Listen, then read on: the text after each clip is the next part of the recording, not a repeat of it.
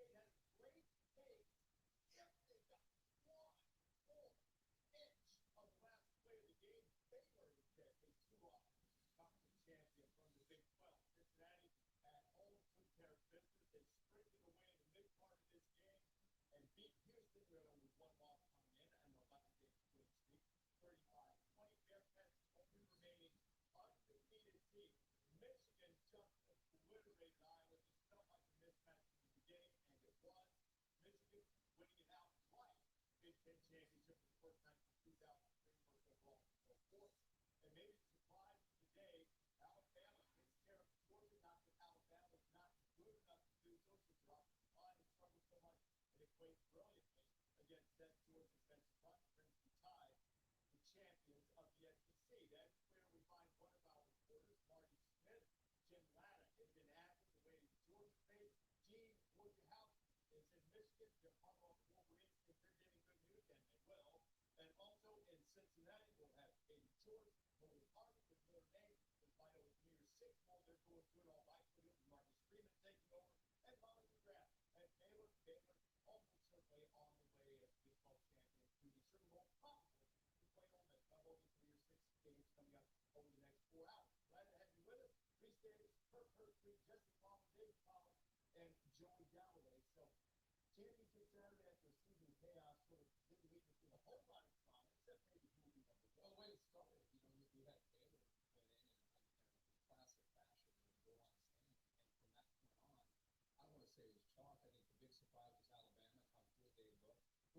how good they looked. Boy, if there's anything, I guess, if there's intrigue, could Michigan, because of that performance, possibly go up to 1 and Alabama be a 2? I think Bama's going to be 1. I guess that's the one thing we're still going to see.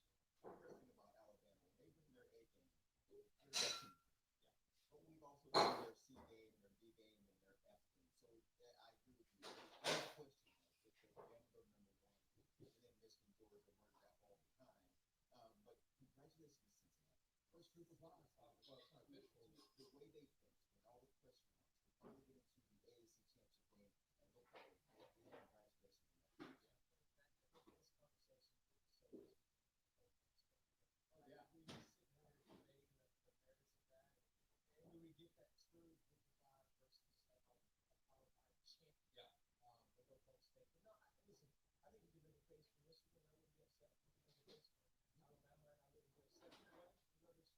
ranking, I think when you combine your resume and quality advantage with the eye test, especially how they worked these last 2 weeks against Iowa. Georgia's been dominant all season long, but the wins against teams come to make the pass. And I think losing by 17 might not be that accomplishment. Of course, Cincinnati still, if they get in, that's just fantastic. Ran the table, handled their own business. Need help around them. The chaos, here they are. And remember, we haven't seen the rankings yet, and we won't until you do. The most powerful men in college football coming up in a few moments will be Sopan and Zach, who are graphics operators. They have to see it, but they have to type it in so you can see it on the screen. Now, it seems an absolute lock that these will be the top 3 teams. I think Cincinnati can sneak in there, but Alabama, Georgia, and Michigan. Georgia, the dominant team, as Jesse mentioned throughout the season. Alabama, SEC champion, Michigan, Big Ten champion. Let's start with Marty Smith in Tuscaloosa. Marty? Reese, good morning from Tuscaloosa. About an hour ago, Nick Saban walked into the facility here, and he walked directly over to me, kind of took a look at our monitor and goes, what do they say? You want to know what kind of rat poison ESPN was spewing this morning as we prepare for the college football playoff ranking reveal. Look, this entire week in this facility, it's been about one thing to the Aretha Franklin, R-E-S-P-E-C-T. They respected Georgia, but they were tired of hearing about Georgia. They wanted to remind America that Alabama is the standard. After the game, Coach Saban said he feels like with that performance, they've reclaimed some of that respect. Will Anderson might be the best player in the country. He said we went in with a chip on our shoulder, and they believe that they've shown they're number 1. As for watch parties, I asked one of the staff members here whether or not they would have one today. The answer is no. We don't really do that around here. Let's head down to Athens, Georgia now, where Jen Ladd is with the Georgia Bulldogs. Jen, good morning. Good morning, Marty. Disappointed but undeterred. All of the vibes surrounding this Georgia Bulldogs football team. after losing in the SEC championship game. Look no further than the locker room last night, where Kirby Smart was not yelling, no shouting, no finger pointing. He told his guys that he loved them, he appreciates them, and that the season isn't over. As for the schedule, there will be a 1 o'clock meeting today. I am told it will be brief, mostly logistics. The schedule looking forward. You know, these guys have final exams coming up later this week, so kind of a big week for those student athletes. And Kirby Smart last night, when asked if that game last night could really unravel the season, he said no, he thinks it can galvanize the guys. He thinks it can recenter them, reinvigorate them, and he pointed to Alabama. When they lost to Texas A&M earlier this season, he thought he refocused that Tide team, and he needs his guys to have that exact same reaction to their loss yesterday going forward.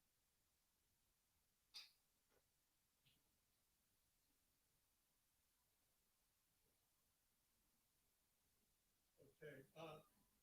Heisman candidate Aiden Hutchinson was only 4 years old when Michigan last won a Big Ten title in 2004. Head coach Jim Harbaugh was at the University of San Diego at the time. When the players left the Glick Fieldhouse here on Friday after a walkthrough to travel to the Big Ten Championship in Indianapolis, there were 33 banners hanging from the rafters here. When they arrived back here for their watch party this morning at about 11:40, there were 35 banners courtesy of Harbaugh. He arranged for 2 Big Ten Champions banners to be hanging right here in this room. And maybe it speaks to the confidence level of this team, but those banners, they were made last Wednesday. Reese, they still want one more banner up here, a national championship.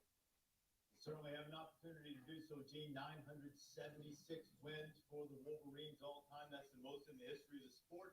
And you see how they stack up as number one. As you have a look at this resume, how close they are with Alabama. Clemson Tide and Nunez and strength of schedule, and they won 4 more games against the FBI top 40. So it's a close rate. You can certainly make a case for both, but Michigan in the preseason was given a 2% chance by the FBI to win the Big Ten East and a 0.1% chance to make the playoff. Now, we believe that Cincinnati, the only unbeaten team, will be the one that gets into the field. We've got reports that Cincinnati, Notre Dame, and Baylor all waiting to see what their fates are. Let's start in Cincinnati with Katie George. Good morning, Reese. I'm currently inside Nippert Stadium where a banquet has begun for Cincinnati seniors and their family members. It was already on the book scheduled well in advance. But with the impending news, they have televisions on awaiting the reveal. As players, coaches, family members trickled in this morning, there was a great buzz, a great energy, but they're also eager. Luke Fickell told me last night that this team has done everything it's been asked to do. He does not think that this group can be denied. And Coley, I know one thing is for certain. This team hopes that the committee still values head-to-head matchups. Well, Katie, as that may be the case at Cincinnati, reality is beginning to sink in here at Notre Dame, where players and coaches are beginning to focus not on the college football playoff, but instead on the New Year's Six bowls. And the anticipation to that end is beginning to build. Notre Dame players curious to know where it is that their postseason is going to take them. Not only that, also curious to know who it is that the Fighting Irish will be playing. We'll be finding that out soon. The conversations on campus all this morning have revolved around those debates. Once the Fighting Irish find out their postseason plans, well, everything turns to here. The Irish Athletic Center, where on the podium you see behind me tomorrow, new head coach Marcus Freeman will be introduced formally for the first time. Now to a woman who needs no introduction, Molly McGrath has more at Baylor. Thank you, Coley. Exciting things going on in Notre Dame with their new head coaching hire, but all is quiet here in Waco, Texas. The players have the day off. There are no watch parties scheduled. Head coach Dave Aranda isn't even in town. I just spoke with him on the phone moments ago as he was boarding a plane to go on a recruiting trip. He told me even if chaos had happened last night, that's opening a spot for Baylor in the playoff, he wouldn't have changed this trip, saying recruiting is my only priority right now. And Aranda said last night he didn't even mention the word playoff in the post-game locker room. Instead, he was telling his team, you have to focus on what we can control. And a lot of people within the program are saying this is a huge departure from years past where Baylor was focused on lobbying for the playoff. Now they're just focusing on their team race. Well, Molly, it's certainly a remarkable job Dave Aranda has done as a Big 12 champion. The Big 12 champion who doesn't make the playoff goes in to the Sugar Bowl against an SEC team. We assume that will likely be Ole Miss, but all that's coming up much later on. But we're not trying to manufacture any false drama here. Cincinnati beat Notre Dame head-to-head. Notre Dame doesn't have a real marquee win to offset that. Baylor had a great season, but a tough loss on the schedule. So it's got to be Cincinnati. And I think Joey put it very well in his opening comment just about congratulating Luke Fickell in Cincinnati. We're not creating drama. We feel it's got to be Cincinnati. I just found it interesting, all the you move around these different spots with the reporters. Alabama's kind of buttoned up, Georgia, and all these. Then you get to Cincinnati, it's like you got a party going on. They are so fired up, man, and they should be. Alabama's been in the playoffs 7 times in 8 years. Georgia is making it 7 years. Not really new territory. Bulldogs have been right on the cusp of playing a couple other times too. Cincinnati, Michigan, there's new blood right out of the place. That's crazy. How about not 25? We're not talking about Ohio State, Clemson, or Ogren. We finally have that inclusivity that we've been hoping for. So we're about to announce the college football playoff teams in what order. There is still some drama about who will be number 1. Could Michigan just move up that one spot? Remember, they were a spot ahead of Alabama, and rankings reveal exclusively coming. I don't think these guys can be denied the way they've answered the bell and everything they've done all year. It would be a shame. I'm kind of easing into the show today for a number of reasons, I believe. One would be that I was up until 6 a.m. Eastern time. So many of you joined me last night on into the morning. I believe we were on until about 3:30, 3:45 a.m. And then I had to produce the top 25. That actually makes sense. And it again, you know what was amazing about even doing it at that time of the day or night is that it still came out and made sense. I didn't take the time that I typically do, but fortunately there weren't the games to digest. I didn't have to digest too many games, just about 4 or 5 games that obviously impacted pretty much 5 games plus a couple group of 5. So maybe about 7 games that impacted the top 25. That actually makes sense. And then I think I'm easing into it because of the time of day, because of the late night, early morning. So I'm still waking up a little bit, just grabbed a bowl of cereal. And also because of the anticlimactic nature of our college football playoff selections. So the invitational does have some criteria. So it's not a complete invitational where you're not inviting people to a party on a Friday night and determining you just want Jimmy and Joe to show up, but you don't want Mary and Sally to show up. So there is criteria to the invitational, but it is an invitational that we pretty much narrowed down to can only be invited these four particular teams. The only way less than drama, the only determinants that need to be made would be, number 1, I've seen response to my top 25 and just response to last night's show where people were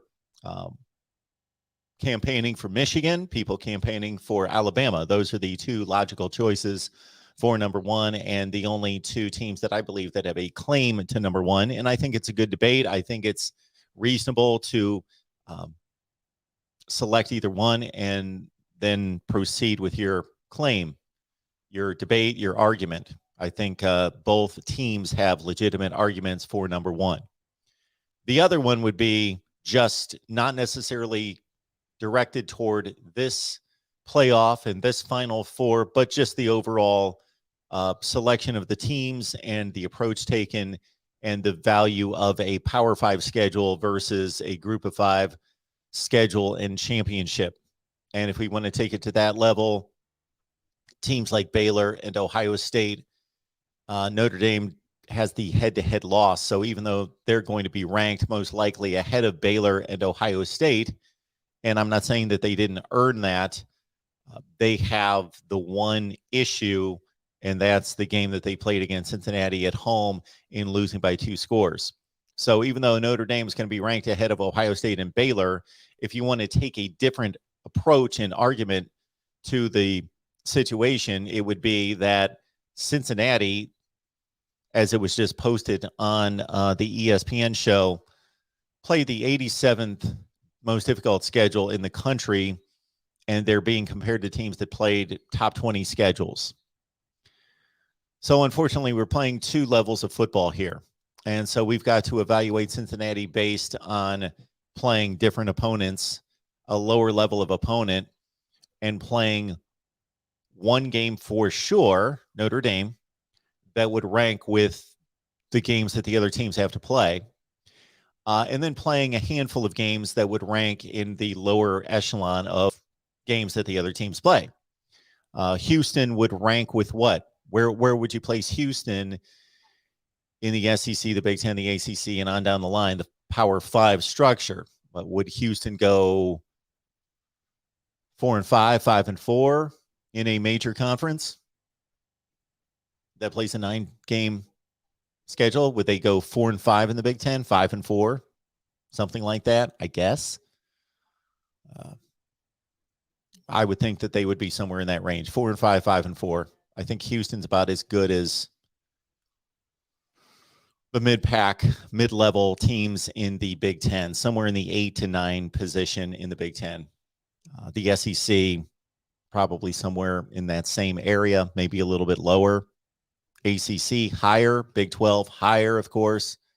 And the Pac-12 as well. I don't know where Houston would place in the Pac-12.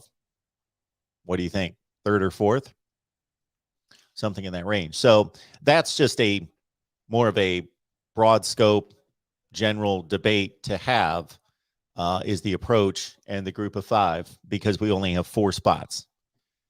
If we had 8 spots, group of 5, come on in, get your spot. If we had 12 spots, group of 5, take your spot. Maybe there would be room for other opportunities possibly. And then, of course, 16. Looks like we've got our final 6 coming in, and this is going to be extremely anticlimactic. Ohio State at number 6. I believe I had the Buckeyes at 6 as well. I did. Ohio State, what might have been, lost to Oregon early. That ended up hurting, because had Ohio State been undefeated playing Michigan, despite the loss and not advancing to a Big Ten championship game, then the Buckeyes would have a claim. And they would have been compared right now to Georgia and to Cincinnati.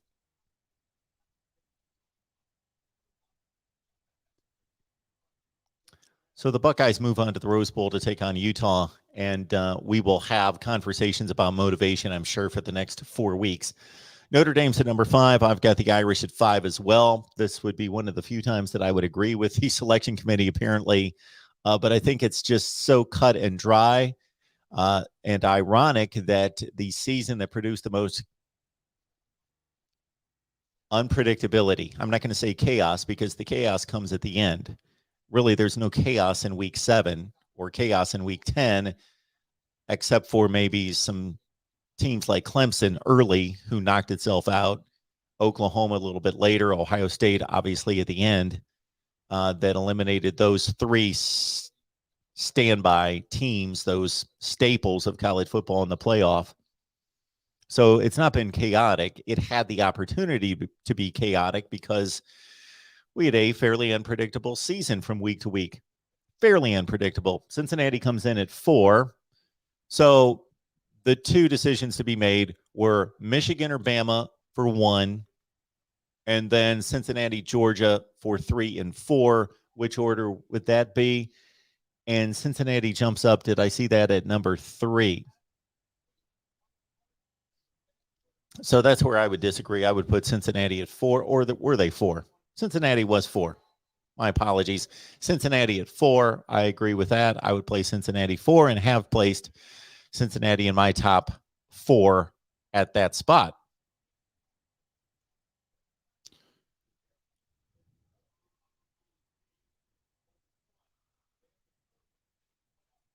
Let me check out the chat and see what we've got. I appreciate everybody being here.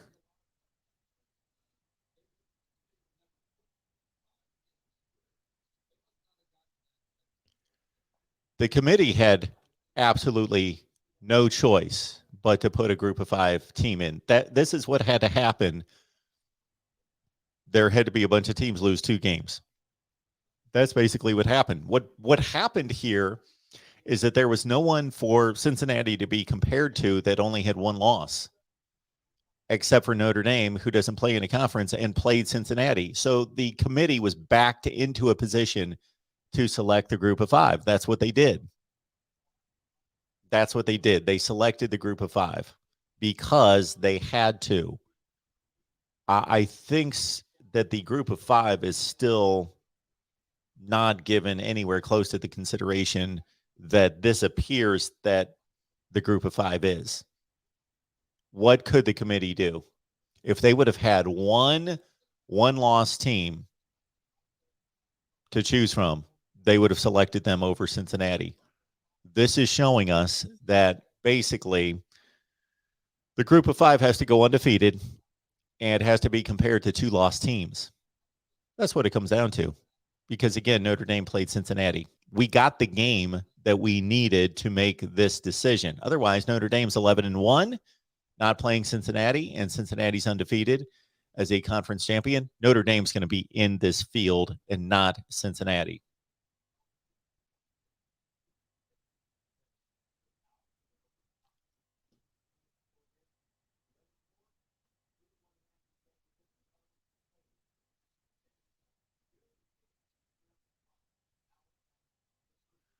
All right. Will it be Alabama or will it be Michigan? Alabama's played a deeper schedule. Michigan had better top-end wins.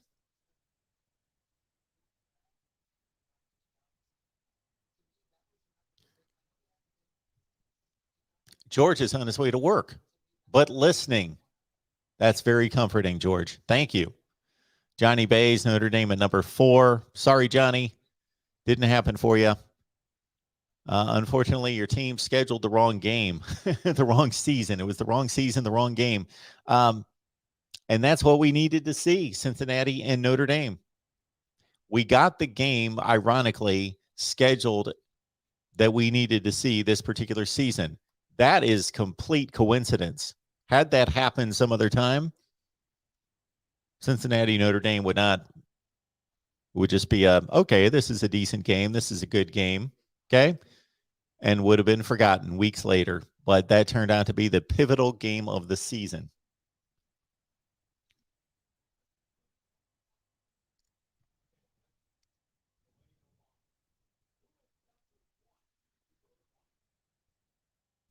It's good to see Ryan. Alabama's number 1. They're going to play Cincinnati. And obviously, we know that the committee did not want to see a rematch in the SEC championship game.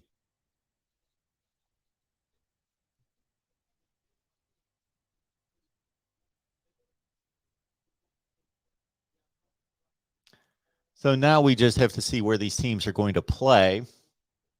But, yeah, Alabama's number 1. They're going to play Cincinnati. And Cincinnati certainly hopes that the Alabama team that played LSU, Auburn, and Texas A&M shows up to play them. They will probably not get that version, though.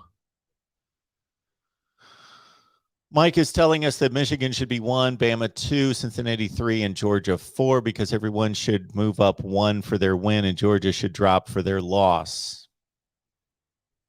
Okay.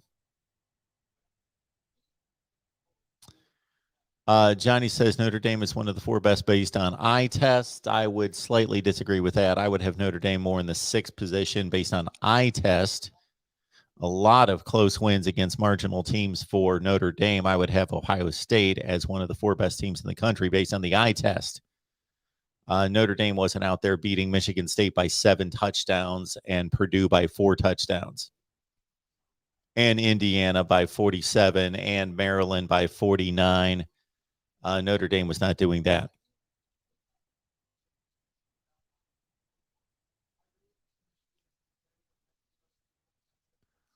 Jesse Palmer is telling us right now, and I have great respect for Jesse Palmer. He has been one of my favorites for a long, long time. He is maybe drumming up some I don't know that he truly believes this, but it's a good company stance for him to be saying that Cincinnati and Michigan have great shots, especially Cincinnati has a great shot, and he believes that that could be the national championship game.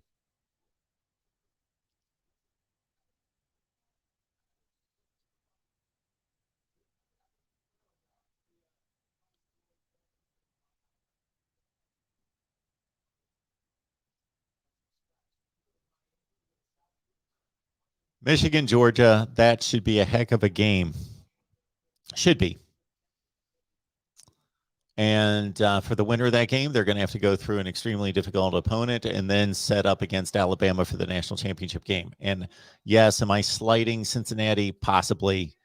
I am going to be shocked, surprised, which I rarely am by any of these results. I've watched college football for way too long, 45 years, to be shocked or in any possible way by these results. But I would be extremely surprised to see Cincinnati beat Alabama. The spread on that game is going to be wide. What are we guessing? It's probably already out. Alabama, Cincinnati. I got to think that's in the 12 range, 10 to 12, maybe more than that.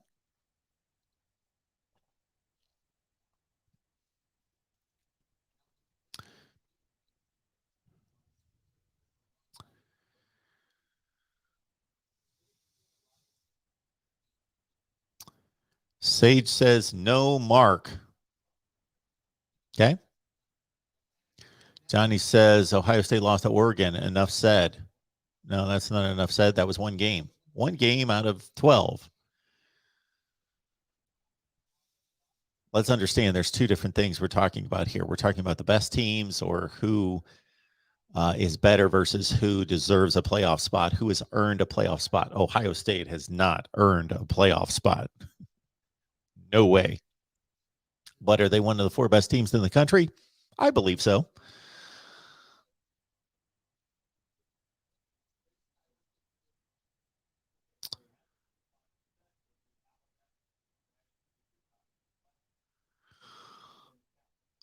I am certainly now going to be more interested in watching the bowl games. This playoff does not hold much intrigue for me. Georgia, Michigan, okay, I think that's going to be, I'm going to have to think a little bit deeper into that game, but I believe that that has the potential to be a really good game.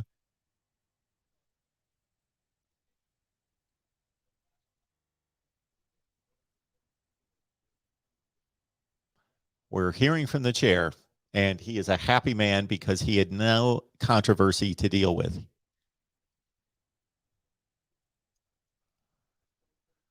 All right. Johnny, Oregon lost to Stanford. Yeah, they did. Ohio State lost to a team that lost to Stanford. Yeah. Okay. We can play that game all over the place. Alabama lost to a team that lost to four teams.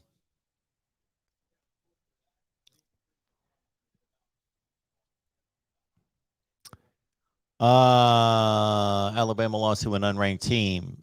Texas A&M, I believe, is ranked. They should be ranked 8-4 against their schedule. They should be ranked, not even close to not being ranked. Michigan is a quality loss by 4 to a top 11 ranked team. That speaks volumes. Yeah, that's part of the resume. People get fixated on one game. And so that's part of the resume. That's one point to make. But Alabama played a much deeper schedule than Michigan, and obviously took on an opponent last night that was decidedly better than anybody that Michigan played, and Alabama beat them by 17 in a neutral site. So there's another game to be considered.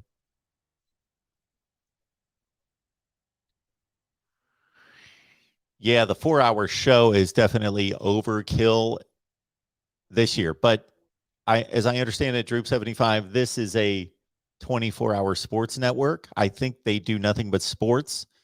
So they don't have an NFL contract for the games this afternoon. So I think this is what they're going with, is probably going to be the best ratings getter, even in an anticlimactic situation like now. But yeah, appreciate that. HSM Dabs, good content. Thank you so much for that. I appreciate that. We can definitely disagree, but still have a mutual respect. I like that. Good stuff. That's how long we kept the stream going last night, because everybody was calling. I am very thankful that I, in recent months, have had to say no more calls.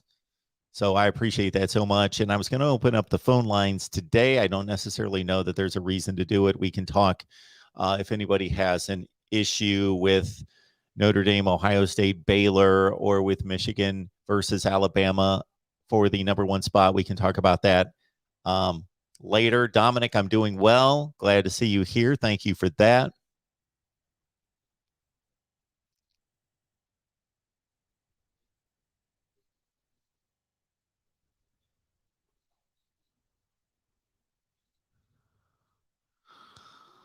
All right, our Cowboys guy there says Iowa is the worst 10-3 team in the history of college football.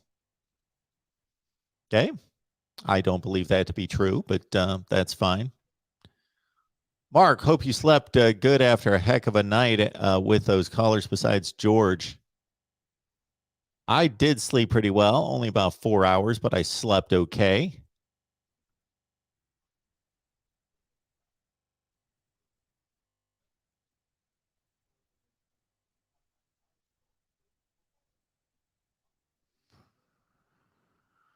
Dennis likes Alabama 1, Michigan 2, Georgia 3, Cincinnati 4. Okay, I think I've seen that.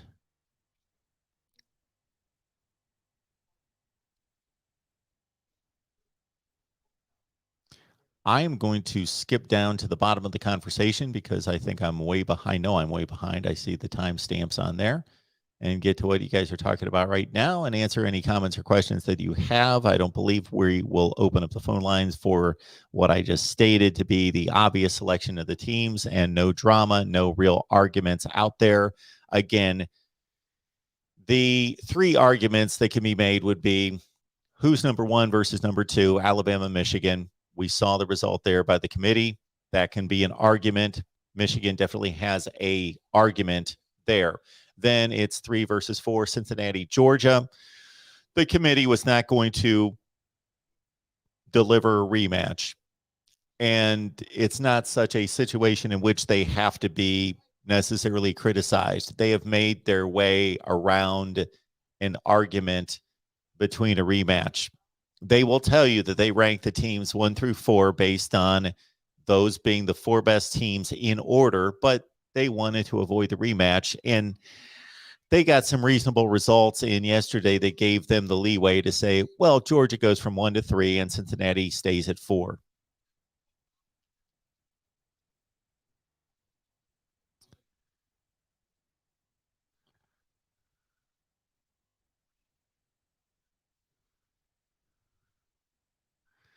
Connor says he can't wait for the bowl projections. Well, I think we're done with the projections. We're actually going to get the bowl matchups today. We'll get the New Year's 6 during this show, which I can't believe that any of us are going to stick around for the 4 hours. I will find out about the New Year's 6. And you guys know the way it goes here. We will preview every game. We'll give you a preview look early in the process, meaning right after the bowl selections come out in the next 8 to 10 hours. We will be previewing the games throughout this week. And then once we get closer to the games, we know more about the matchups, injuries, opt-outs. Unfortunately, those are coming. All the players that are opting out from these games will preview and predict all the bowl games. So you guys know what the deal is here. We predict and we preview every bowl game, and with a month roughly to go and somewhere in the window of 2 weeks for the first bowl game. So today is December the 5th, correct?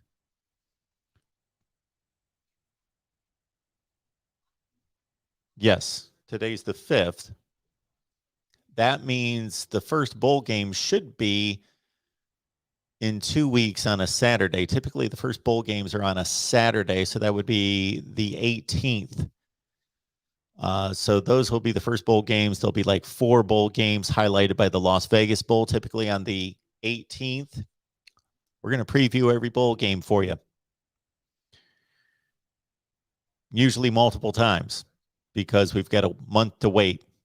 And the college football playoffs, we will preview and we will break down those games from every conceivable matchup. We've got a Michigan channel, a Georgia channel, an Alabama channel.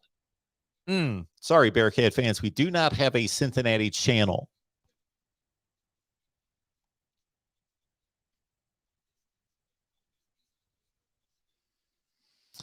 Iowa's offense performed even worse than I expected. I took Michigan to win the game and cover. I didn't even think about it.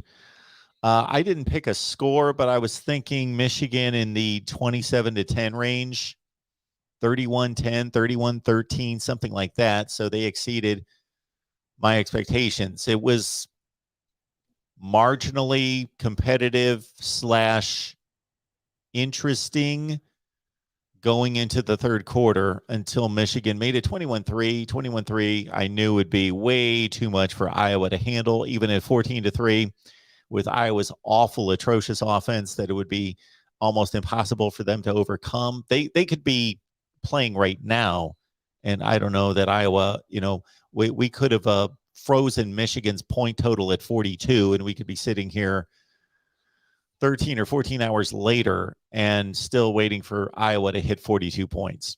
Wouldn't that be an interesting test? Okay, Michigan, you're up 42-3. We're going to freeze your points, and your offense isn't going to take the field, or maybe your offense will take the field to give your defense a rest, and we'll see how long it takes Iowa to catch up.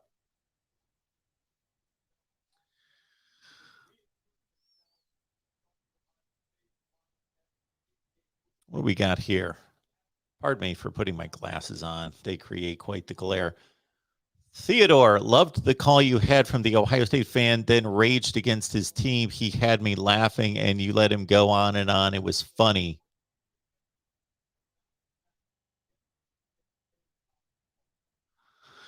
Yeah, so that is really the big news of the day in college football, Jet Mech, that the dominoes are starting to fall here.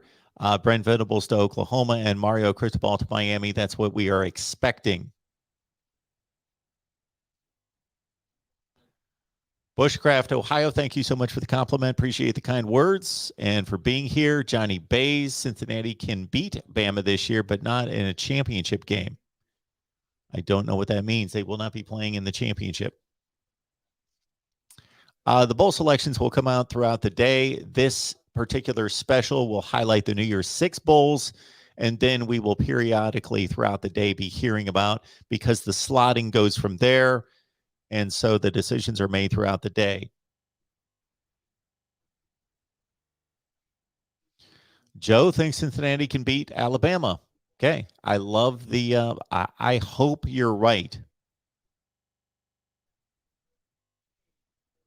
Swampy, good to see you. Hypothic theory. Michigan got snubbed. Georgia's strength of schedule is not strong. Look at the overall record of every team they played. They got boosted because of the names of the programs they played.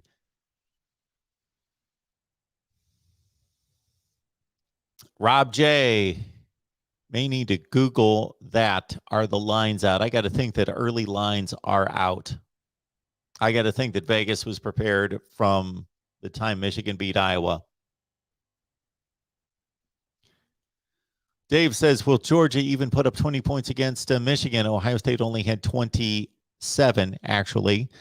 I would put a pretty large number on Georgia, putting up a minimum of 20 points against Michigan.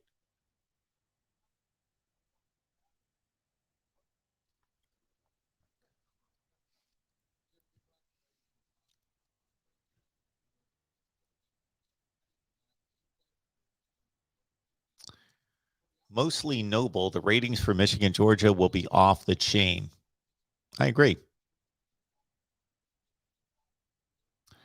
Rushman, I apologize, and I'm sorry about that you tried to call a number of times last night and had the wrong number. You might have hit the wrong number. We just had too many people in line because we can only put 3 on hold. So that might have been just a busy signal. I don't know. Brittany and Craig Vance, let's go. All hail blue. Brian looking for an Ohio State-Houston Rose Bowl. No, it will be Ohio State and Utah. Alan, good to see you, Nebraska fan. Alan, unfortunately, shut out of the bowl situation for quite some time now. The last time Nebraska made a bowl game 5 years ago against Tennessee. Wow. Blanche says, I knew Bama was a bad matchup for Georgia, but I was one of the fools that thought that Kirby would get the 40-pound monkey off his back. I did as well. I was not surprised by the outcome, and I gave Alabama a big opportunity, chance to win the game around 35%, but I did pick Georgia to win. Raymond, there you go. Mario to Miami. Silver. Bama beat the 6th best team in the country who was rated number 1, and because of that, they deserve to be the new number 1. I don't know that we can necessarily say that Georgia's the 6th best team in the country. My thought right now is that they are the 2nd best team in the country. C. Thomas, natty games are not going to be exciting. I agree. To real MVP, yeah, Bama got the bye.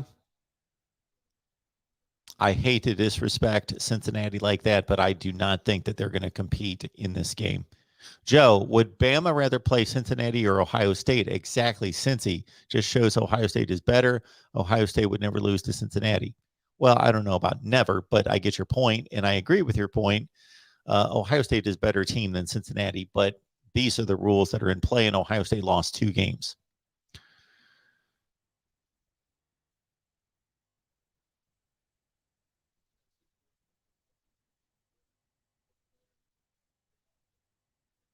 Mark, good to see you, Michigan fan. Congratulations on your matchup there after a Big Ten championship romp.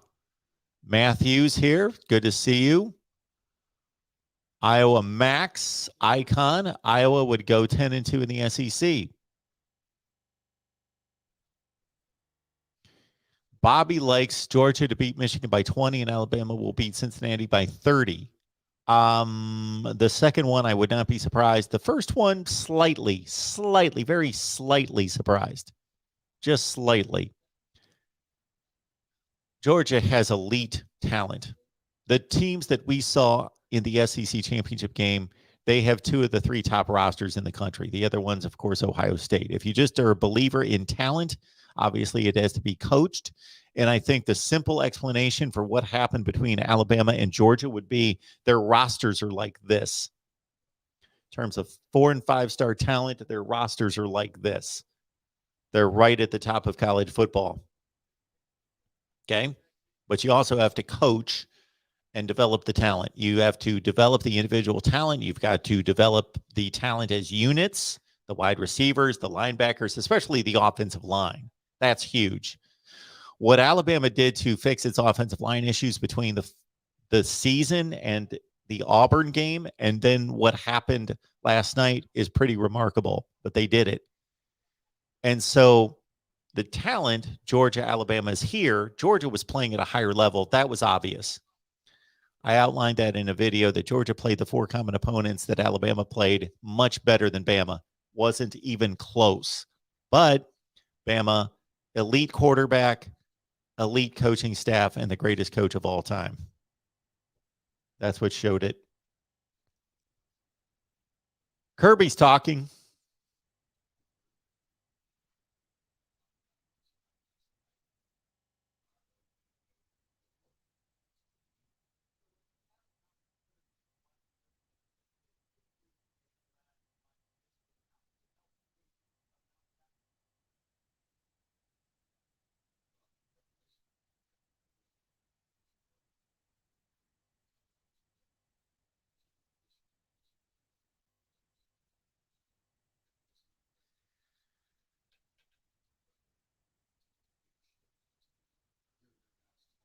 Georgia, Michigan. Michigan's not going to win this game by much if they win the game. I could see Georgia routing Michigan. I could also see a really good game. Georgia's got to be a 6 or 7 point favorite. I'm going to make this guess. Georgia is a 6-point favorite against Michigan, and Alabama's a 13-point favorite against Cincinnati. It's my guess. There we go. Eric's asking, Michigan, Georgia. Yeah, I think Georgia's going to be a 6-point favorite. I'm not a Vegas guy. I'm no kind of expert. I watch the lines. I look at them just like most of you do. So I can usually go through the top 25 games in major college football games, the Power 5 games, and get the point spread within 1 to 1.5 points. Like if I guess them all and then look, can usually do that on almost every game. But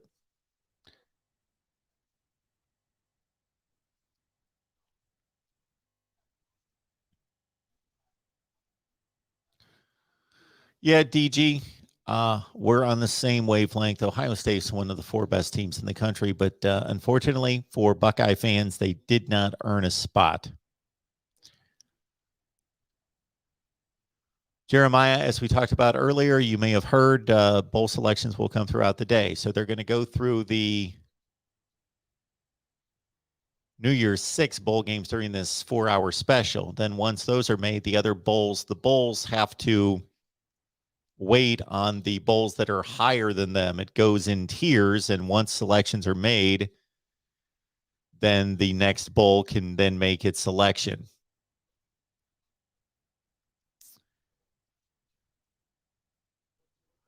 Why don't ESPN get NFL games? Well, they've got the Monday night contract.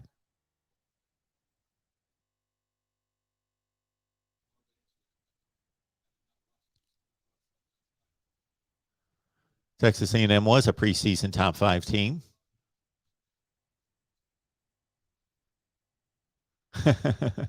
Swampy McGee. Always enjoy your comments. All right, everyone. I don't know that there's much else to get accomplished here. Anticlimactic. I expected to be on the air for 3 or 4 hours to break this thing down. Well, once the games were played, I did not. But going into yesterday, Oklahoma State came that close to making for good conversation. Cincinnati played a first half that gave us hope that there might be good conversation if they got knocked out, because that would have opened things up considerably. But as it played out, the 4 that we got were the 4 that we expected, and those are the 4 choices that pretty much, based on this format, has to be made.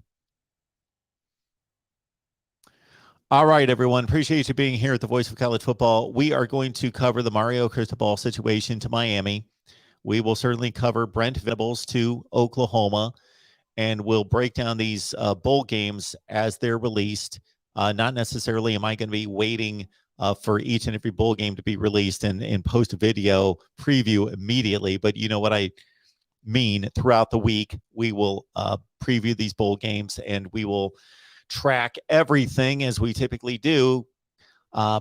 If you love what we do here at the Voice of College Football, or even like what we do here at the Voice of College Football, and just want to support, we've got a USC channel that is our next priority. And I want to thank everyone that helped us get our Iowa channel to 1,000 subscribers, because that's key in terms of YouTube analytics to get the channel to 1,000 subscribers. So our next target would be USC, Alabama as well. USC, Alabama, Notre Dame is coming along very well. And of course, with Alabama being in the playoff, we should be able to build that channel fairly quickly. But all those channels are roughly in the 700 subscriber range. So please subscribe to Alabama, USC, Notre Dame.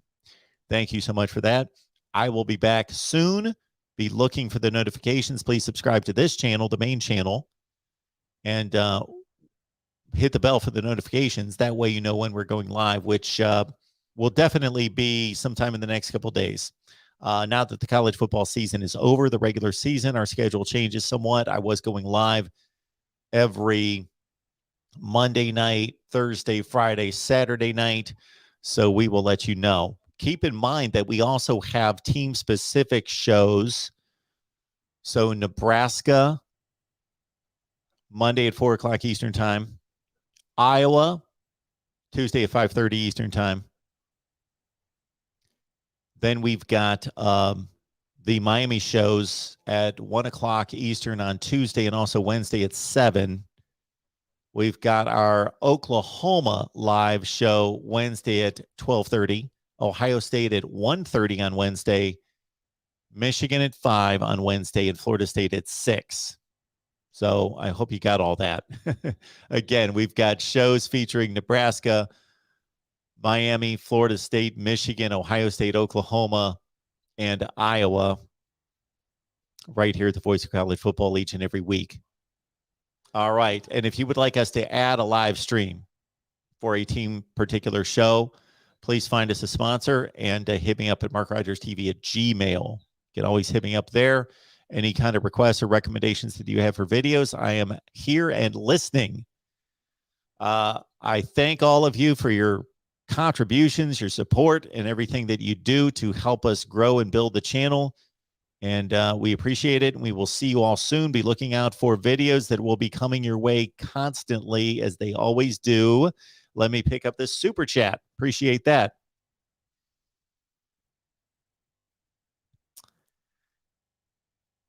DC XXX, please show me your math on how you arrived at Notre Dame being a top 10 team.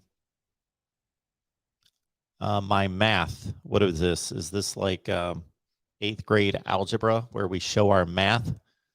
Notre Dame went 11-1. That's my math. Okay, I'm not really understanding the question. Notre Dame went 11-1 against a decent schedule, and the teams behind them did not go 11-1. So Notre Dame, just like any other example of any other team in the country, played a tougher schedule than some teams, played a lesser schedule, less difficult than other teams. They went 11-1 against that schedule. They lost to a top 4 team in the country, Cincinnati, by 2 scores at home. So that was not an impressive effort by Notre Dame, but it also was not embarrassing. And then they beat a couple teams ranked in the top 25 currently by myself. And I believe I don't keep track of the polls, so I don't know exactly who's in the AP or the Coaches Bowl, but I've got to think that Wisconsin and Purdue, Wisconsin being the best team in the Big Ten Western Division, they should have been playing in the championship game last night, but that's another topic that we may address. Actually, I think we've come to the point where we need to address the Big Ten Eastern and Western divisions and whether something needs to be changed there.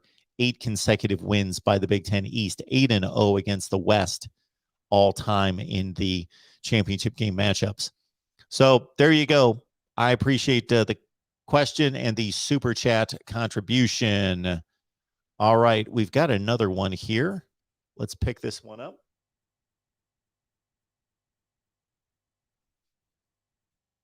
There's a cat on my deck.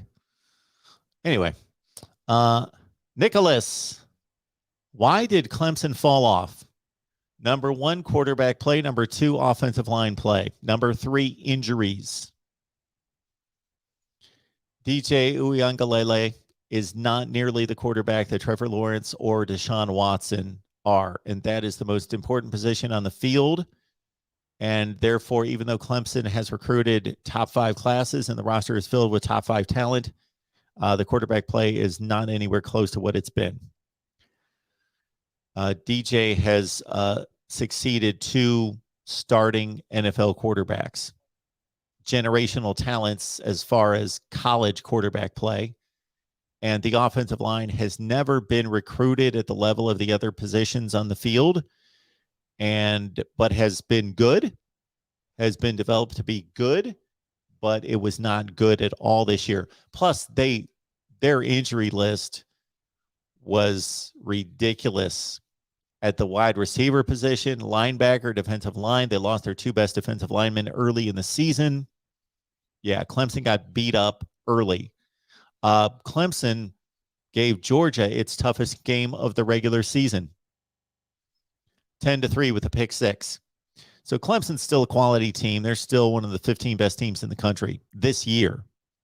The program's better than that, but certainly a top 15 to 20 team this year, even with 3 losses.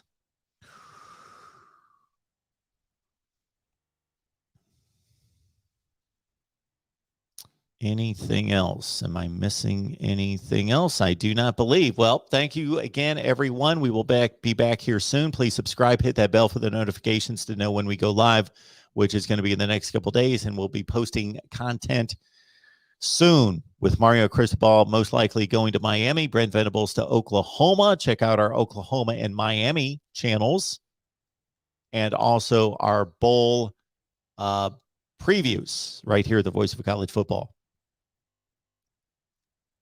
Oh, almost missed. Jared, let's say Georgia had to play Michigan at Lambeau Field. Okay. Let's say Georgia had to play Michigan in Kansas City. Let's say Georgia had to play Michigan in San Diego. Let's say Georgia had to play Michigan in Siberia. Yes, weather should be part of football, and it is part of football depending on where you're playing. But when they're playing under perfect conditions, which they will be playing for these playoffs, whether they play in Miami, it could rain, it could be windy, or they're playing under completely controlled conditions in Dallas. I somewhat understand this chip on the shoulder of some Big Ten fans in particular, or fans of teams in the North, that why don't they play in the weather? We want to see them play in the weather. I get that. It would be interesting to see, but let's also understand that all these teams in the South, Georgia and Alabama in particular, but all the teams in the South produce NFL players that then play in the North and don't have any issues. It's not like we can watch NFL games on Sundays in December and January and pick out the players that came from the SEC. Oh, he can't play. He dropped passes because he went to an SEC school. No, they adjust. So I don't think that it would be a major factor. One of the greatest quarterbacks of all time in the NFL played in the South his entire upbringing and college career at Southern Mississippi, and then he went and became one of the great cold weather quarterbacks of all time in Green Bay. Yes. Do you have to adjust to weather conditions? Just like Big Ten teams would have to play in 85-degree heat and humidity, which they often have to do in bowl games. So is that an advantage, and is it unfair? To a certain extent, it is, that Big Ten teams have to travel to Florida, but nobody wants to play bowl games in Minneapolis in December. So the bowl games are built to be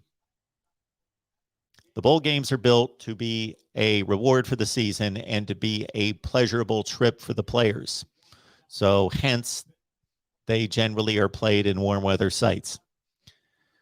But don't expect that Georgia would completely implode because they had to play in 37-degree weather or 16-degree weather or whatever. Let's also understand that weather is not a factor in the Big Ten until maybe the final week to 2 weeks of the season. It's not a big deal that it's 62 degrees in Columbus, Ohio, the last week of October. All right, very good. Well, thank you so much for that. Again, lock it in here at the Voice of College Football. We do our best to provide the best in discussion, debate, and analysis. With your help, you make it happen. Thank you so much for your support, and we will see you all soon.